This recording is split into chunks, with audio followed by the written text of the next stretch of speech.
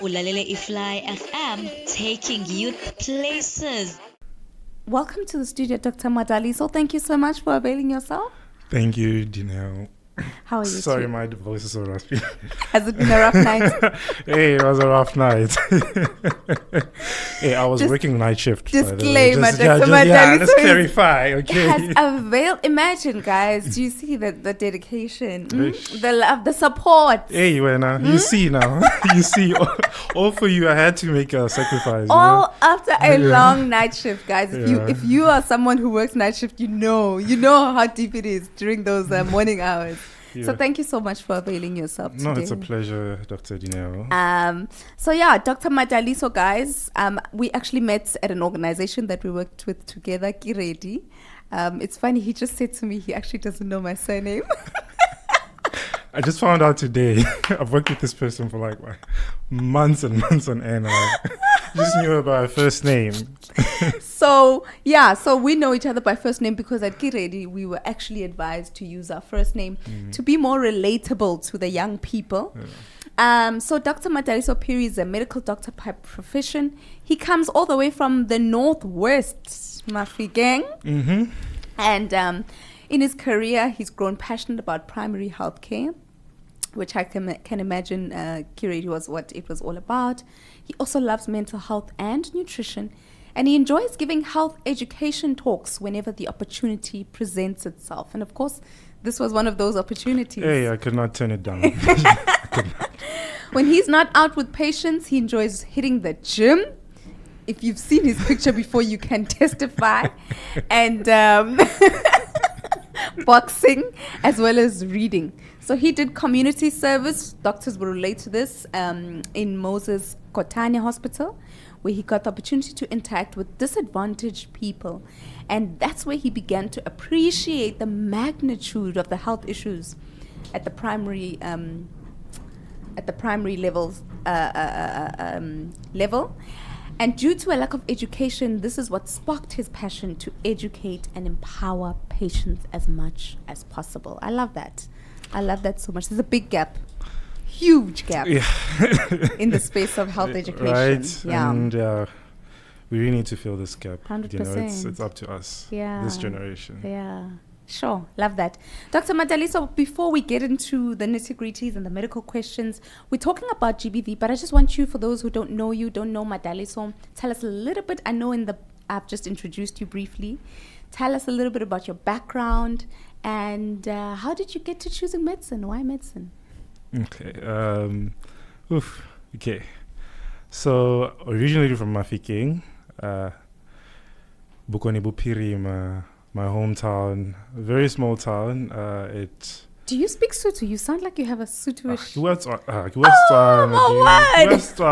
Bro. Like, you have me speaking Zulu here and English, talking through my nose. I can hear the undertone. But anyways, I grew up in Mafikeng. Okay. I wouldn't say I was academic per se, but I really just wanted to excel at school and just make my mom proud, Sure. And from being raised by a single parent and knowing the future in terms of studying, things are a little shaky there financially. It makes you doubt, is there anything that's going to come up in the future? Sure. But after completing high school, because I wasn't sure that I actually wanted to do medicine even. It wasn't something that I even thought about as a kid. Okay. But, later on in life, after matriculating, the opportunity presented itself. I was offered a bursary. And at the same time, I was also offered the opportunity to,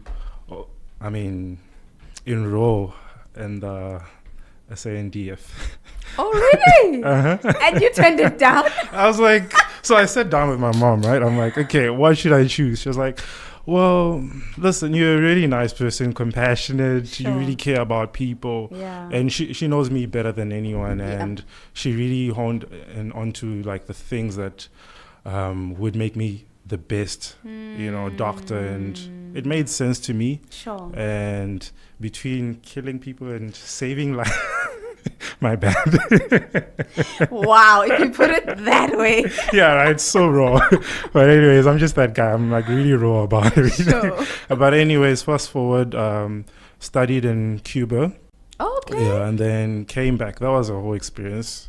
Sure, that's another podcast. Yeah, that's on another its part. And then came back, studied in the University of Pretoria.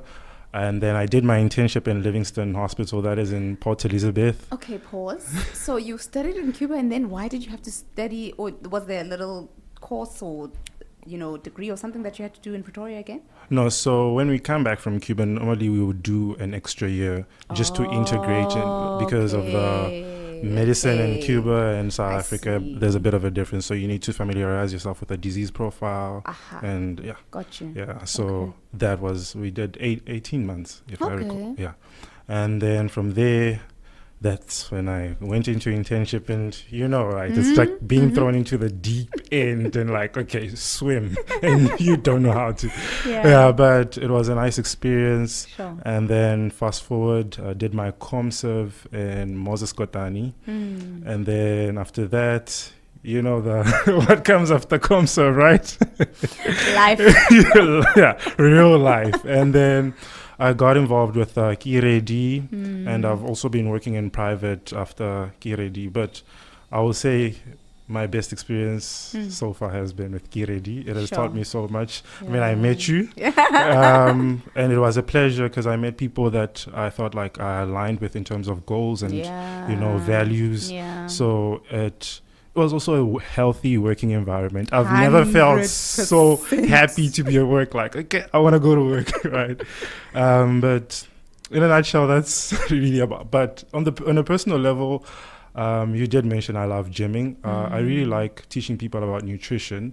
It's not just about the body, but it's really about taking care of yourself, thinking about the future self. What do you want your 50-year-old self to look like, your 80-year-old self to look like, So if I can teach people how to eat the right way, how to train the right way, and this also helps you with your mental health as well, And I mean, if you have an activity, it stops you from being distracted, 100%. From unnecessary issues. So that's really what I'm really passionate about, and I really want to keep on spreading the message on nutrition and taking care of yourself as much as possible. Yeah. Love that. I mean, we could go on forever. Listen, like you we won't talk about what you called me here for. Let's cut it there. Yeah, let's. I love that. You sound like you're quite close to your mom. Is that so? Yeah, she is actually my best friend. We were very close. She wanted to always be like close to me. Mom is a little boy, and I'm trying to be independent. Like, Mom, leave me alone. I'm the man. I'm the man. I want to let me go out there and do my thing. It's like, no, babe, come and sit on my. Yeah, so it was quite an experience. I mean, sure, you feel that void of not having a father around, but she made up for it, and she sacrificed so much, and don't make me emotional, okay? Oh, man. Sure. That is beautiful. Love that. So let's get into, this, very disheartening again issue and topic of GBV. I know you know about the Kwekwe issue. I'm not even going to ask if you know about it. But your thoughts on that recent case, just in general, before we get medical and technical? Yeah. I mean, it's truly disheartening. Yeah. It makes me feel a bit scared about the generation we're bringing into this world. Is it safe? Yeah. Like that big question, like, what can we do about it? Because when I heard about the case and read about it and that podcast, just seeing a mother break down and she also experiencing that, it was just too much. And how also it was received, I think it could have been handled way better, and it makes me question our systems and even society, because it's like there's not enough safe spaces, because there's always that judgment, that stigma, and I feel like a lot could have been handled way better in this case. It's unfortunate that it happened, and the only thing that we can try to get at this point is justice, and I pray we get to that point. Sure. Yeah, 100%. How do you think how do we define gender-based violence? When I think there's some terms that have become just something that we say, gender-based violence, but a lot of people don't actually know what it means on a day-to-day basis. How do I know if I'm a victim of gender-based violence? So how would you define it in a way for someone to be able to actually know if they hear this definition, I might actually be a victim? So gender-based violence is basically violence against a gender. Okay, so it's not specifically against females only. It's both sexes, and it can be in the form of sexual harassment. It can be physical assault. It can be financial as well. It can be also mental as well. So it can come in different forms, and I think sometimes people are not really aware that they're actually being abused, especially even verbal as well, because it plays a role. And this is where you get people with PTSD later in life, where they just have this tape playing in their head of what they were told, or the verbal abuse they had to undergo maybe at a certain point in life, And the main thing with gender-based violence, it's a power thing, It's mostly, of course, it's the majority that suffer are children, mainly girls and women, unfortunately. And it's more of a power thing, and the whole patriarchy, superiority in terms of masculinity, cultural norms. So sometimes it can be taken to the extreme, and people feel entitled that they deserve certain things, and then they go against the person's wishes. And Sure, I love that. I love that you emphasize the word power. It's a power dynamic. And it I think what you're saying there is that anywhere where someone feels like they have more power over you, because you said it can also be financially, right? Yes. So even in relationships, right? And this is why women empowerment and all these things are such big movements these days, right? Because we're trying to mitigate that power play between males and females in relationships. I love that. So just for people to be aware of power dynamics, that can put you at risk for that, right? Awesome. And as a medical doctor, especially as a community service doctor, I know they try to expose many of us during training years to these sexual assault centers. I don't know if you ever came across a Tutuzela center, or those sexual harassment, sexual assault centers. But from your time there, or even as your time as a doctor, what are some of the important things for a victim to do or not to do before reporting to a medical doctor for examination? Okay. So after the assault itself, the best thing to do is not change, in terms of the clothing, not take a shower. And as much as, of course, it might feel uncomfortable, and you might, in that case, a person could be in any condition, physically. And, can you imagine the first thing that you want to do is get cleaned up, but it is important to not do that, because it will interfere with the case, having to collect evidence, because we want to collect evidence as early as possible, So if anything, avoid cleaning up, changing of clothes, and it is best to rather just go straight either to the SAPS, or you can go straight to the hospital, and at least they can see you and really note down all the bruises while they're still fresh. If there's anything that needs to be, taken care of, it can be sorted immediately. Okay. So very important there to not interfere with anything. Exactly. 100%. I like that. I'm thinking back to the podcast. I don't know if I think you said you did watch it, where the mother, was just telling her story. And I'm so grateful for that person who documented that story, because I think it's only after hearing that story that we really got a perspective of what actually went down. And so in the podcast, she basically tells of how she took her child to the hospital because she saw something strange, and the child was complaining of ukuthi kubhlungu apha, but she didn't know. To her, it didn't click, oh, this is sexual assault, So what are some of the things that, some of the signs or findings that we would be looking for as a medical doctor to say this is a suspicion or a sign indicative that there may be sexual assault? Okay.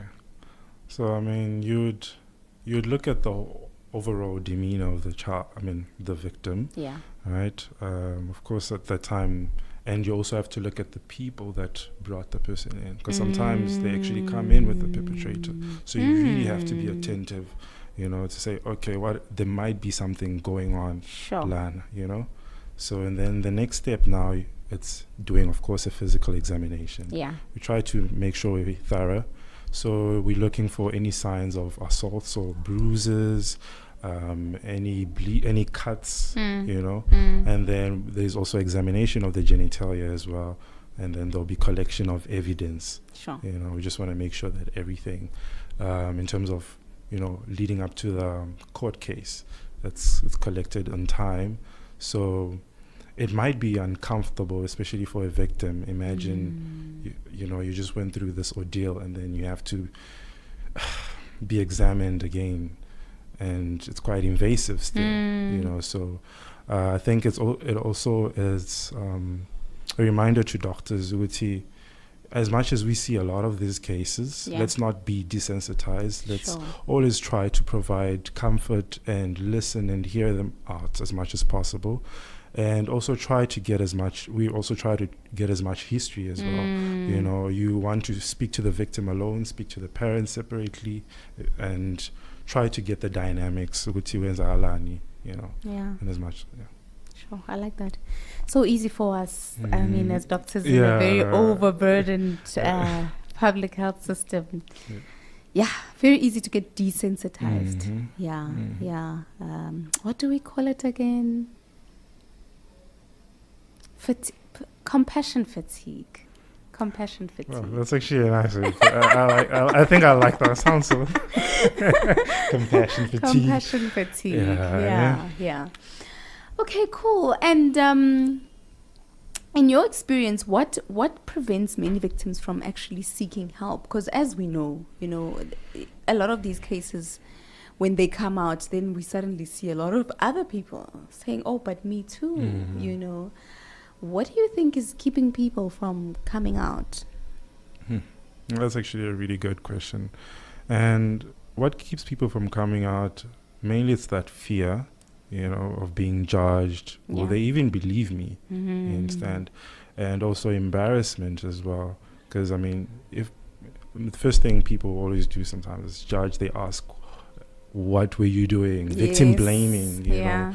And, these cases are quite complex. And we did talk about, that power complex. So, for example, if the suspect is financially providing for the victim, it's hard for them to actually move out of that space and look for help, because this is the only person I have. So what's going to happen to me, after I actually have this person incarcerated, or if I lay charges, what's going to happen? Is this case even going to be taken seriously and what is going to happen after? Let's say if it's thrown out, is it going to anger this person again and then, make it even worse?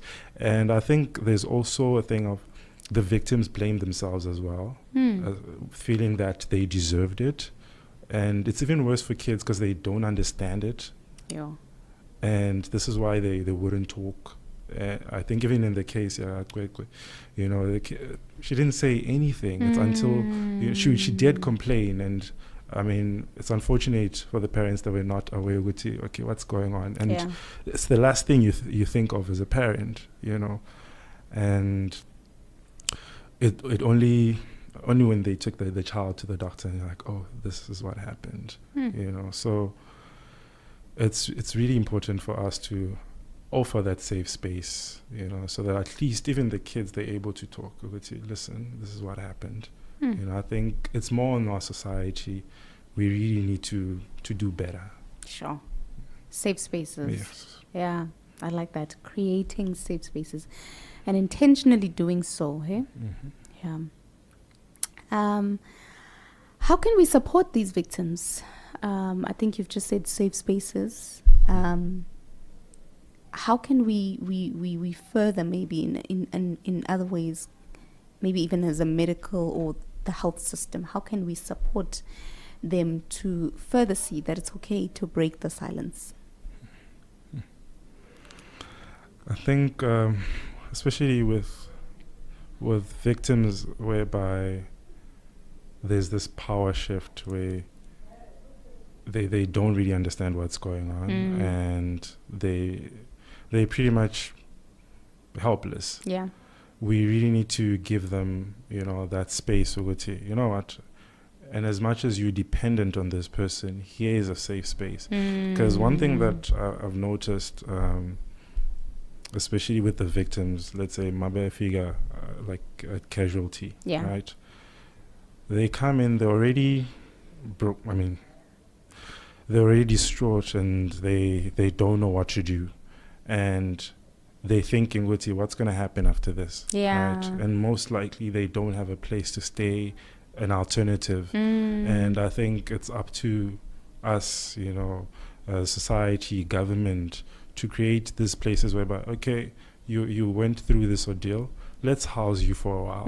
Let's give you this place to be at, so that you can collect yourself. Because I know sometimes, yes, you can look for help from relatives sometimes, and some people don't have access to that. They from broken homes, and it's hard for them to get a proper place to stay. I think that's the biggest thing, Yeah. So if a person has a place that they feel safer in, at least it's a step in the right direction. And I think it is also important to offer long-term follow-up, because I think, and as much as offering help in those first few days, from the test to the examination, to giving medication, following up is very important, because if you don't do the work, especially like from a psychological point of view, if it's not done early enough, the victims become the perpetrators in the future as well. Ooh. So we're creating a vicious cycle. Yeah. So it is very important to just, keep an eye on them. And I think even schools, more specifically for kids, Yeah. I think they need to be educated as well in Ghana about this. I know it's a tough topic, and it's really hard to break it down. Like, okay, how am I gonna? But it is important that they know that something like this exists, so that they don't suffer in silence. And also to teach the teachers. Sorry. They also need to learn something. Yeah. I mean, to be very observant. I know we get fatigued in our work and all that, but you could change someone's life by just being extra observant and saying there's something off about that kid, and then just pick them out and actually, go into it further. So I think it's working on these basics, man. Going back to basics. That's what it is. Yeah. Refining the basics. I love what you said about potentially housing these people. I think probably what you said is one of the biggest factors that's preventing people from speaking out is, what am I going to do after I've reported this? And I think even though I have a supportive family, probably I don't want to tell them in that moment. Probably I don't want to tell anyone close to me in that moment. And maybe it's just better that I go somewhere where no one knows me, where I can just breathe and just say, okay, what just happened? Sure. I like that. That was very powerful. And I hope someone from the higher places hope they're listening. Could hear if you're listening to this, that's something. And what do you think are some of the physical and mental health effects? You mentioned just now, Guti, if we don't follow up, if we don't follow this thing through of both the victim and the perpetrator, then it's just we're creating one vicious cycle, right? And there's this saying that hurt people, right? And that's essentially what it is. Okay. So what are some of the physical and mental health effects and consequences of gender-based violence? And in children as well, even if they are not the victim. I think most of the time with children, we think that, it only affects them if they are the victim. However, children are very sensitive to things happening, right? In marriages where there's gender-based violence, it actually affects them as well. So what are some of these effects? Yeah, I think that is a very good question because it is always underlooked. Overlooked. Which one is it? Is it over, under? I don't know. Over. These guys. But anyways, it is always overlooked because we don't think about long term, And the victims, they do suffer from PTSD, and PTSD can progress to depression. So PTSD, for those that don't know, it's post-traumatic stress disorder. So you'd have flashbacks of an ordeal. So it's pretty much repeating the same traumatic event over and over again in your head, even if it's not happening, and it feels real. And imagine suffering from that years and years on. So yeah, so I mean, depression even.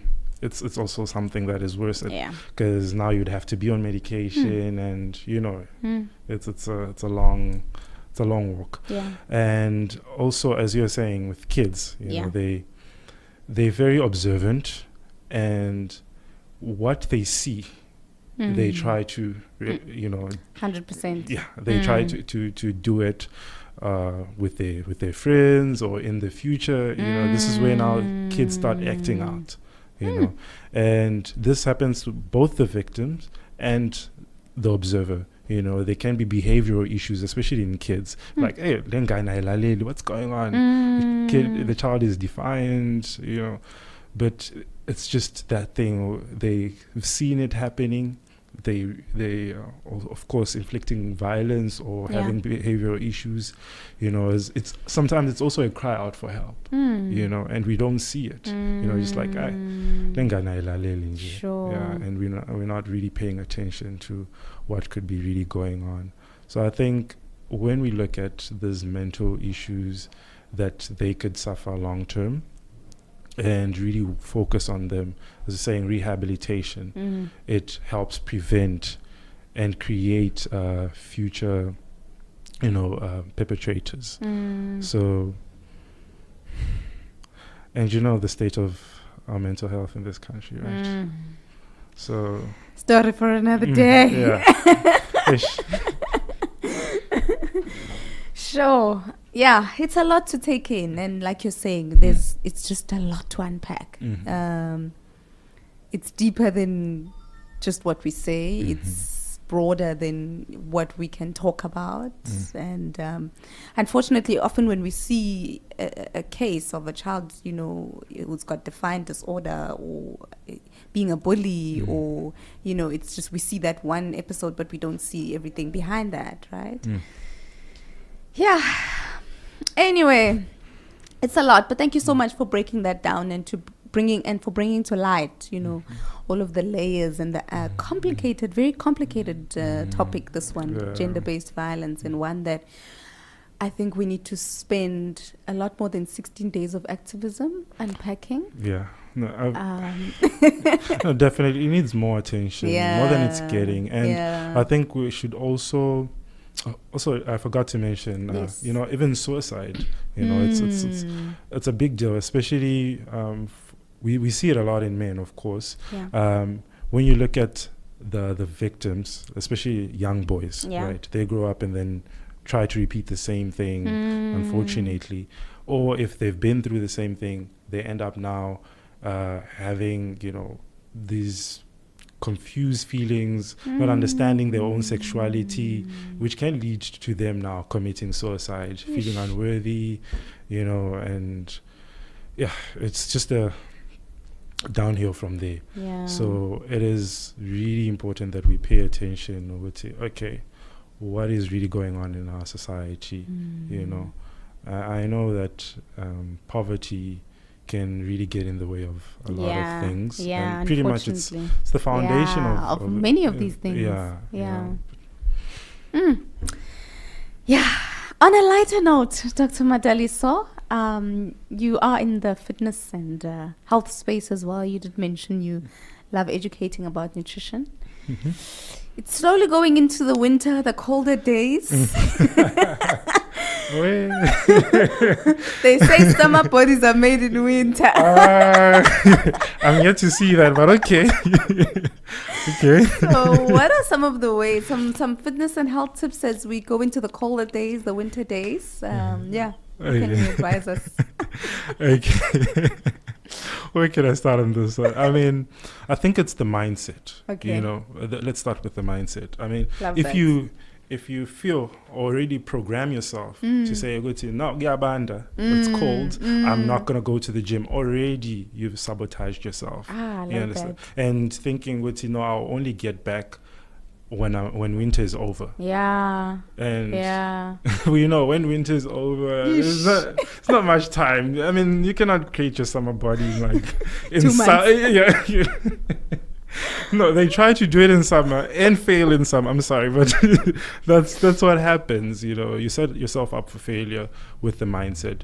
But if you now want to, get into working out, choose a time that is at least convenient, in terms of your schedule, right? Try to get in a workout as much as possible, and it can be in any form. I'm a gym fan, but I don't support just going to the gym. You know, you can take walks. You know, you can run if you have a treadmill. You know, do that indoors. You know, that's fine.